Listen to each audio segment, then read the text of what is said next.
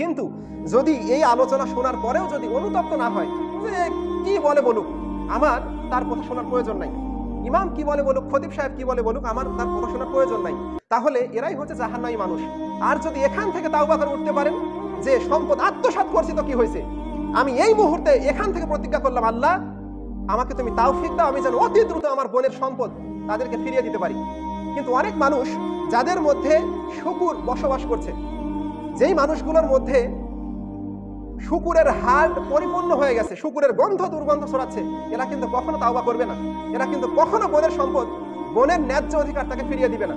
তার মানে স্পষ্টভাবে আমরা বলতে পারি ওই সমস্ত মানুষগুলো কখনো আল্লাহ সুবহানাহু ওয়া তাআলার রহমতের মধ্যে আসতে পারবে না, যারা এই কথাগুলো শোনার পরে বোনের সম্পদ বোনকে সঠিকভাবে ফিরিয়ে দিবে না, ভাইয়ের সম্পদ ভাইকে সঠিকভাবে ফিরিয়ে দিবে না। তারপরে অন্য মানুষের সম্পদ যারা আত্মসাৎ করেছে তাদের জন্য গুরুত্বপূর্ণ একটা মেসেজ কি, যে তারা যেন কখনো ওই মানুষের সম্পদ আত্মসাৎ করা অবস্থায় মৃত্যুবরণ না করে, অতি দ্রুত যেন তাদের সম্পদ তাদের কাছে হস্তক্ষেপ করে। সম্মানিত উপস্থিতি, দেখেন ইসলাম ধর্মটা এমন একটা ধর্ম, এটা হচ্ছে আল্লাহ সুবহানাহু ওয়া তাআলার রহমতে আমাদের উপর এমন একটা ধর্ম আল্লাহ অবতীর্ণ করেছেন। এই ধর্ম সম্পর্কে প্রত্যেকটা বিষয় যদি আপনি সঠিকভাবে রিয়েলাইজ করতে না পারেন, তাহলে আপনি চিরতরে শেষ হয়ে যাবেন। যদি এই ইসলাম ধর্মটাকে কোনো মানুষ সঠিকভাবে রিয়েলাইজ করতে না পারে, তাহলে ওই মানুষ চিরতরে শেষ হয়ে যাবে। এখন অনেকে বলতে পারেন যে ইসলাম ধর্ম সম্পর্কে আমার তো ভাই জ্ঞান কম। তো ইসলাম ধর্মকে রিয়েলাইজ করার মানে হচ্ছে এটা না যে আপনি কোরআন হাদিস একেবারে অসীম জ্ঞানের আপনি লাভ করবেন, এমনটা না। দেখেন আপনি ইসলামকে সঠিকভাবে রিয়েলাইজ করছেন কখন আপনি বুঝবেন, আপনি শুনলেন যে 5 ওয়াক্ত সালাতের বাহিরে যদি আমি মৃত্যুবরণ করি, তাহলে আমার জানাজা কোনো ইমানদার লোক দিবে না। 5 ওয়াক্ত সালাতের বাহিরে যদি আমি মৃত্যুবরণ করি, তাহলে বেনামাজি পিতার সম্পদের ভাগ পাবে না। কত বড় একটা কথা আল্লাহ রাসূল বলেছেন, যে যারা হচ্ছে বেনামাজি এরা হচ্ছে পিতার সম্পদের ভাগ পাবে না।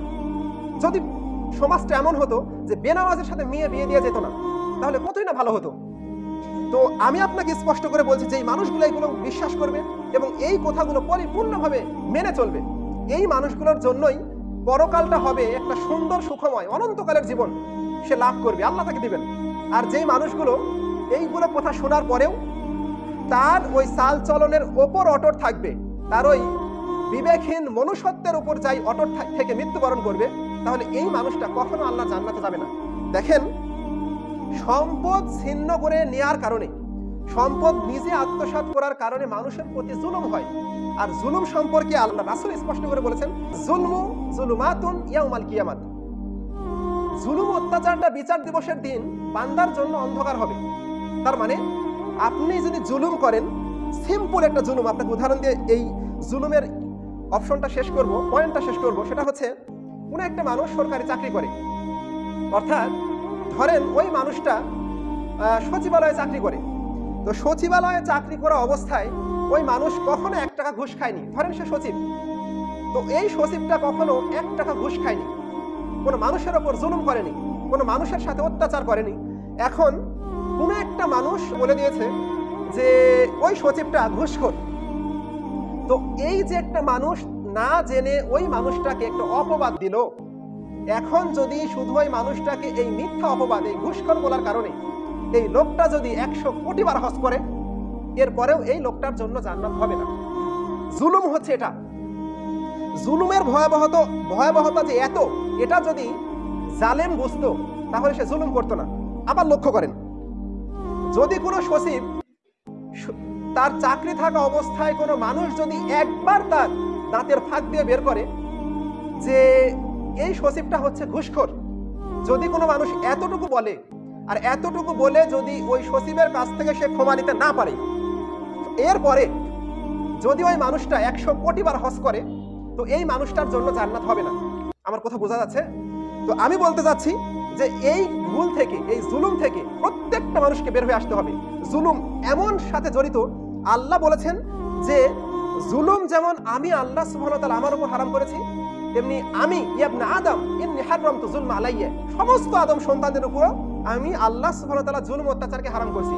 তার মানে একটা মানুষ রাস্তাতে হেঁটে যাচ্ছে, যদি আপনি তার সম্পর্কে কিছু না জেনে যদি একবার বলেন যে লোকটা জেনাকারী, কিন্তু এই লোকটা কখনো জেনা করেইনি, এই এতটুকু কথা বলার কারণে আপনার সারা জীবনের আমল, দান, সদকা, হজ, যাকাত যত ভালো ইবাদত করবেন 5 পয়সার দাম হবে না, 1 পয়সারও দাম পাবেন না, মরলে জাহান্নাম। কেন?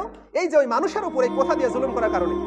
অনেক সময় দেখা যায় যে শয়তান যখন মানুষের হৃদয়ে বাসা বাঁধে, তখন ওই মানুষটা ভুলভাল করে একজন আরেকজনের মেয়ের দুর্নাম করে।